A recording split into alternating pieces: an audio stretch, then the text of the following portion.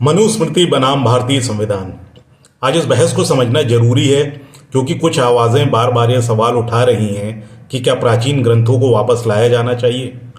सीधा मुद्दा यह है कि मनुस्मृति एक ऐसा धार्मिक कानून आधारित ग्रंथ है जो जाति और लिंग के आधार पर समाज की ऊंच नीच तय करता है, जबकि भारत का संविधान हर व्यक्ति को समान अधिकार देता है।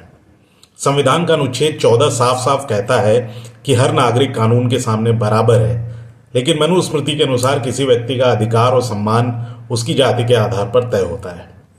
संविधान कहता है कि किसी व्यक्ति के साथ उसके धर्म, जाति, लिंग या जन्म के आधार पर भेदभाव नहीं किया जा सकता, लेकिन मनुस्मृति में स्पष्ट रूप से जाति आधारित कर्तव्य और दंड प्रणाली का जिक्र है। डॉक्टर भीमराव अंबेडकर, जिन्होंने संविधान की रचना में अहम भूमिका निभाई, उन्होंने 1927 में मनुस्मृति को सार्वजनिक रूप से जलाया और इसे दलितों, महिलाओं और पिछड़ों के खिलाफ दमनकारी दस्तावेज कहा। और यही नहीं, मनुस्मृति में कहा गया है कि महिलाएं कभी स्वतंत्र नहीं हो सकती, उन्हें पिता, पति और बेटे के अधीन रहना चाहिए, जबकि संविधान महिलाओं को समान अधिकार देता है, शिक्षा, संपत्ति और स्वतंत्र निर्णय लेने का हक देता है।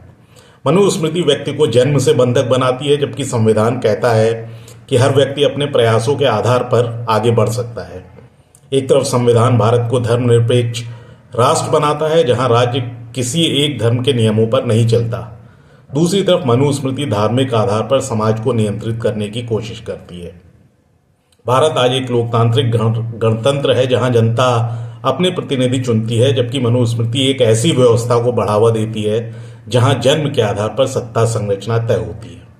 अब सवाल उठता है कि क्या एक आधुनिक विज्ञान आधारित युवा भारत को ऐसे ग्रंथों पर वापस जाना चाहिए जो आधुनिक मानवाधिकार और समानता की अवधारणा के विपरीत हों। यही वजह है कि संविधान को राष्ट्र की आत्मा कहा गया है, क्योंकि यह हर नागरिक को गरिमा और न्याय दिलाने की लड़ाई लड़ता है। भारत का लोकतंत्र संविधान की वजह से टिकता है, न कि मनुस्मृति की वजह से। आज यदि देश में एक चाय वाला प्रधानमंत्री बन सकता है, एक दलित मुख्य न्यायाधीश बनकर सर्वोच्च न्यायालय का नेतृत्व कर सकता है, तो इसका कारण संविधान है। मनुस्मृति का मॉडल समाज को विभाजित करता है, जबकि संविधान समाज को जोड़ता है। यही अंतर है गुलामी के दस्तावेज और आज़ादी के दस्तावेज के बीच।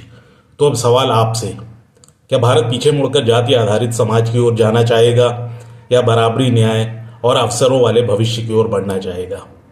क्योंकि अंत में तय हमें ही करना है कि क्या देश मनुस्मृति से चलेगा या संविधान से।